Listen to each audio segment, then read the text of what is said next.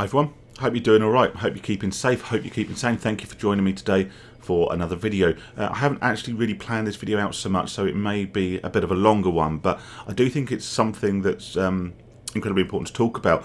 It's about addiction, but also the social problems, mental health issues, and general overall level of discontent that I fear we're heading towards in the coming sort of years, decades, and we are suffering from more now than we have probably in almost any period of history.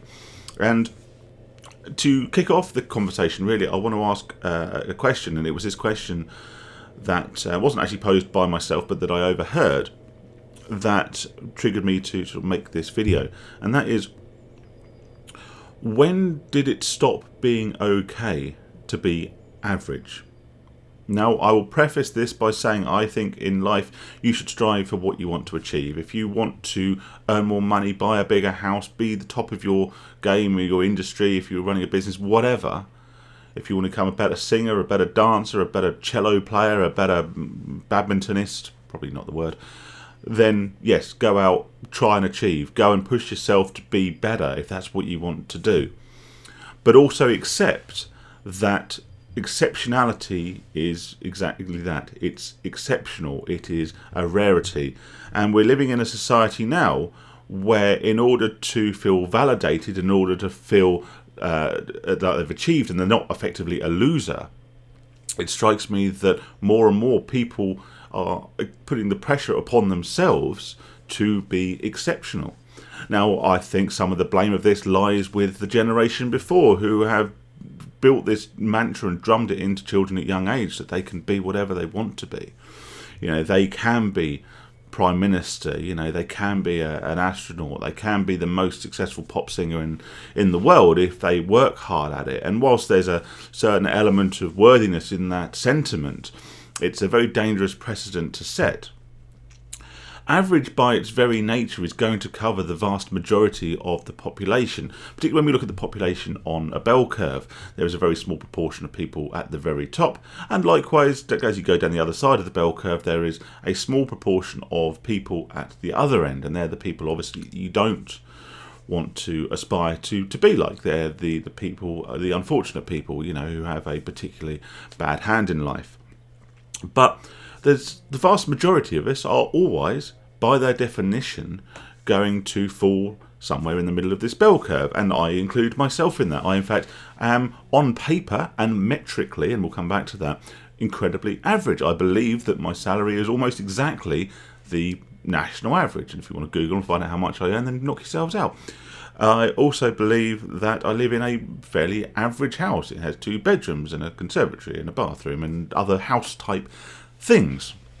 I have average cars, although I do have an above average number of them, and that's something I need to address personally. But going back to my point, I am, on paper, exceptionally average if you look at the metrics.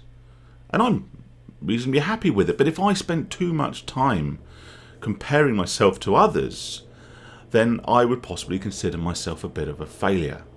Let's take this YouTube channel, for example. I'm coming on to 2,000 subscribers, and if you're not one of those, then I'd really appreciate it if you'd hit that button, because that'll actually help me get to that milestone. But if I was to look at bigger YouTubers, and ultimately we have access now to the best of everyone, the best of everything at the push of a button, I would consider myself a failure against someone who's got 100 million or whatever. I don't know how many subscribers people have these days, but it would be a lot.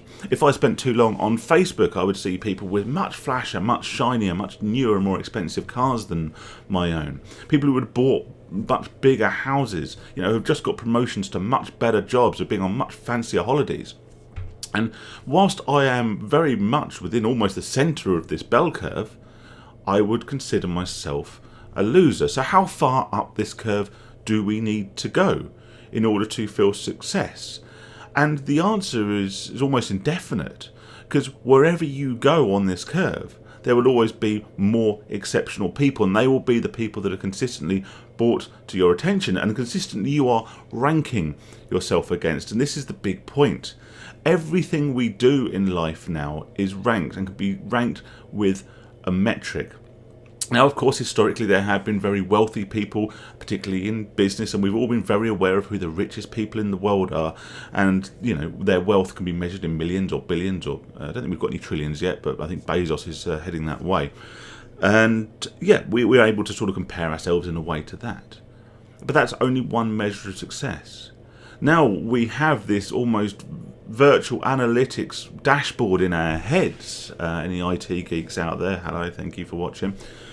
Where we can go through and look at all of our metrics. How many friends do I have? How many people liked my holiday photos? How many subscribers have I got here on YouTube? How does my car, my house, my wife rank against those of my friends? And as a much, much cleverer man than myself once said, and I really should have checked this reference before making this video, but I didn't, comparison is the thief of joy. And that has never been more true than it is today. We have always compared ourselves to others, of course we have, but that would used to have been going, when you go and visit your friend and maybe they show you your new car and you get a little bit envious and you go, actually, you know what, I'd quite like one of those. Or you're chatting to your mates in the pub and one of them's just got a promotion and for some reason they're a bit flash and want to tell you how much they earn, and you go, oh, that's more than I earn. But the moment soon fades and you kind of get on and that's life, but you go back to being reasonably happy with your lot. The problem is now is we are inundated with opportunities to compare ourselves with very visible metrics 24 hours a day, 7 days a week, and the platforms to blame are these. This is YouTube, it is Facebook, Twitter, bloody Snapchat, Instagram, TikTok. Is that a thing? I don't know. But we are constantly being bombarded with things to compare ourselves against, which will inherently make us feel below average. And there's two reasons for this. I'm not going to be watching or observing or absorbing or paying any attention to people who have a less, extravagant or successful life as our own. Someone shares a photo of their 10-year-old Ford Fiesta they've just bought on Facebook. They might really love that car, and good car, the old Ford Fiestas, but you wouldn't pay any attention to it, wouldn't register. Someone shows their shiny new Mercedes they've just bought, that registers and makes you think, I can't afford a shiny new Mercedes. And you get knocked down and you get knocked down and you get knocked down. So why is this inherently a problem? Well, of course it's obviously a problem because it leads to a massive level of discontent. And this is an issue I believe we will see the emergence and perpetuation of in coming years, certainly amongst the younger generations who are by far and away the largest consumers of these forms of media. But also it can put rise to addiction in one of two ways. And the most obvious way, as you may have already sort of thought about as I talk about social media, is the perpetuation of gambling on these platforms. If you are, for example, scrolling through Facebook and looking at people's shiny new Mercedes and fancy new houses and watches they've bought and stuff, all this watches obviously being a personal thing of mine, then you'll consider yourself kind of a little bit below par. But what's this? What's this advert that's popped up showing someone winning €1 million or whatever? Because I don't think they can ever be bothered to recreate the adverts for pounds. And it's an online casino or some sort of online betting site or some sort of dodgy Forex investment opportunity. And they are preying on the insecurities generated by the very platforms they are advertising on to offer you the opportunity to become exceptional purely through a game of chance. And what do people do? Well, they click on them, don't they? And they think, well, actually, subconsciously or consciously or, whatever, we are drawn to something that promises a boost towards this impossibly high standard that we have been set through the very media we are consuming, which is the one that's advertising this opportunity back to us. It's why when we watch so much YouTube, we get so many adverts for Forex or some sort of trading system or investment scheme or some free course. We get the likes of, who's that geezer, the Here in My Garage bloke? I can't even remember his name now. Or the geezer who's going to teach his gardener to do trading and all of this sort of stuff. It's all promising you something that you have convinced yourself that you need in order to be above average. Well, if we can wind that back, then let's be happy with being average. I live in a nice house. It's not huge, but it's nice. I wear a nice Swiss watch, and it's not a top of the end Rolex, but I'm very pleased with it. I have 3 cars. I mean, that's insane. But yet, if I spent any time on social media, I'd convince myself I was a loser because I didn't have a Lamborghini. So not only are we not going to achieve this exceptional standard, except for the very few who obviously do, which I know sound very oxymoronic and hypocritical of me to say, but what happens with gambling, and I told you I'd come on to gambling eventually, is that we can't reach this high level of exceptionality. So I believe, and I can again only speak from experience, that often we choose to be exceptional in a different way. And we can actually make the transition and consider being exceptional by being at the bottom of the bell curve to be more satisfactory than being in the middle, because it enables us to stand out.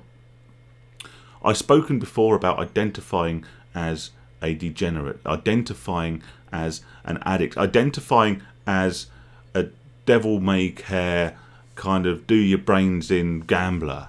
You know, I think degenerate is it's one of the words I think that is most bandied about dangerously when we talk about gambling. And if we talk about online gambling content, and I don't want to talk about online gambling content very much at the moment, but if we do, the word degenerate is bandied about very freely as a sort of almost a cool word. It's almost an aspirational thing.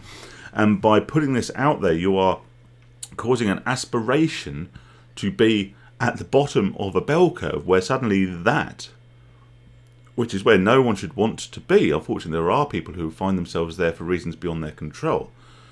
But that becomes more appealing than being higher up, being in the middle, because we are told time and time again, consciously and subconsciously through these forms of media, that we need to stand out, that we need to be exceptional, that we need, on some metric scale, to be measurably different to other people. Have you just made £1 million? No, I haven't just made £1 million Forex trading. But I could potentially lose £1 million gambling. I could lose everything and have a massive metric to my name, which makes me exceptional, which makes me stand out, which makes me this cool, degenerate gambler who the majority of people would look down upon, would possibly pity, would be nonchalant and go, well, you've only got yourself to blame, mate. But in our heads, we stand out, we are different, we are setting ourselves aside from the pack. But the other alternative is, of course, that we play these games, we gamble, we win, and we become exceptional in the right way. When realistically, we should just stick on our middle ground, shouldn't we? You know, be thankful for small wins. Be thankful. I recently bought a cheap old convertible BMW just for the summer, right? Which sounds really flash, but it was, you know, cheap, and it's just a bit of fun, and I'm delighted with it. Have I shared a photo of it on Facebook? No, of course I haven't, because in comparison to the types of cars that people do share on Facebook, you know, it pales into insignificance, and I would suddenly lose the pleasure I took in that car, because it would be immediately downgraded in everyone's opinion, because on a metric scale of value, it is less valuable. But would that, you know, should I do that, or should I just enjoy it and enjoy it for what it is? And if we go back, you know, X amount of years, X amount of generations, whatever, people would be delighted to have the opportunity to buy another car. For me, it's a 4th car, which is ridiculous, just to enjoy in the summer. But if I started to compare, and as I say, comparison is the thief of happiness, or the thief of joy, I think the actual quote is, then I'd believe that I'd bought an old banger and, you know, nobody's interested. So that's my personal experience, and unfortunately I think it is something we're going to see a massive problem with in the future in terms of mental health issues. It will cause addiction because it pushes people into any kind of escapism that promises them a potential for exceptionality. And I think maybe a video for another day, is other ways of achieving this on a social platform. And I think with the rise of things like OnlyFans and stuff like that, I think the opportunity to be recognised, the opportunity to gain a following relatively easily and simply may be too tempting, but also dangerous for a number of young people, particularly girls. And I do think that is a topic for another day. But we need to learn to be happy with being average or above average or slightly below average, and with individual achievements and elements of happiness in our lives. Because if we constantly compare ourselves to others, we're never going to compare ourselves to those below us. We're only going to look up, and that mountain's pretty much never ending. You know, what if I did cash this in and buy a gold Rolex Submariner? There'll always be someone with a diamond bezel, won't there? So hope that was interesting. It was quite long, it was quite rambly, but hopefully there's some good points in there. It's certainly something I've suffered from in the past, but the worst thing you can do is try and compete with those above you, because you're going to cause yourself even more problems, whether that be through addiction or through going broke trying to look rich. Something else I've maybe been guilty for in the past, but that was a cover-up, as we've discussed before. Nice to speak to you all. Always a pleasure. Stay safe, stay sane. Look forward to speaking to you next one. Thanks for watching. Subscribe if you haven't already. Nearly 2,000. All the best. Have a great day. Enjoy the sunshine. Whew. Peace out.